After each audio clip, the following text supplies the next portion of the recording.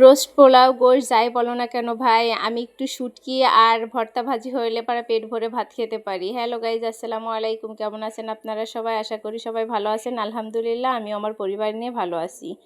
তো এই যে আজকে চলে আসলাম ছোট্ট আরেকটা ভিডিও নিয়ে। আজকে আমি একটু শুটকি রান্না করব, একদম সাদামাটা রান্না করব। একটু শুটকি, শাক ভাজি আর সাদা ভাত, আর দুপুরবেলা গরম গরম পেট ভরে ভাত খাবো। তো এই শুটকিটা পাঠাইছে আমার এক ভালোবাসার মানুষ অনেক দূর থেকে।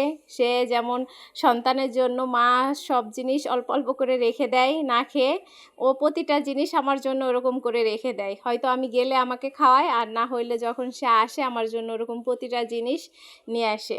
তো তার কাছে কৃতজ্ঞতার কোনো শেষ নাই। তাকে বলবো যে সারা জীবন তুমি এভাবেই থেকো। তুমি আমার মায়ের পরে বোন বলো, বন্ধু বলো, সব কিছু একটা আলাদা একটা ভালোবাসার ছায়া, বুঝছো?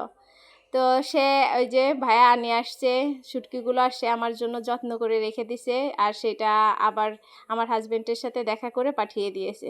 তো ভাবলাম আজকে এটাই আমি রান্না করব। তো এইটা রান্না করে আমি আজকে গরম গরম অনেক পেট ভরে ভাত খাবো। শুটকি হইলে ভাই একটু ভর্তা ভাজি হইলে মনে হয় যে গোশ মাছের থেকে একটু বেশি করে খাওয়া যায়। তো এই দেখো আমি শুটকি ওই চুলায় বসাই দিলাম, এদিকে সাদা ভাত, অন্য চুলায় আমি দিয়ে দিচ্ছি শাক ভাজি। এই শাকটা হচ্ছে আমাদের এলাকায়ও হচ্ছে কাটা লোটে বলে আর কি, কাটা থাকে শাকের গায়ে। এই শাকটা অনেক মজা খেতে।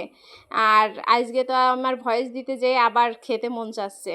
আর এদিকে দেখো রান্না শেষ না হতে হতেই আমি বসে গেছি খাইতে, কারণ ভাই আমার অনেক খাইতে মন চাইছে। আর মনে হচ্ছে একদম গরম গরম খাইলেই ভালো লাগবে। ওদিকে দেখো মেয়েও খাইতে বসে নাই, আর আমার হাজবেন্ড তো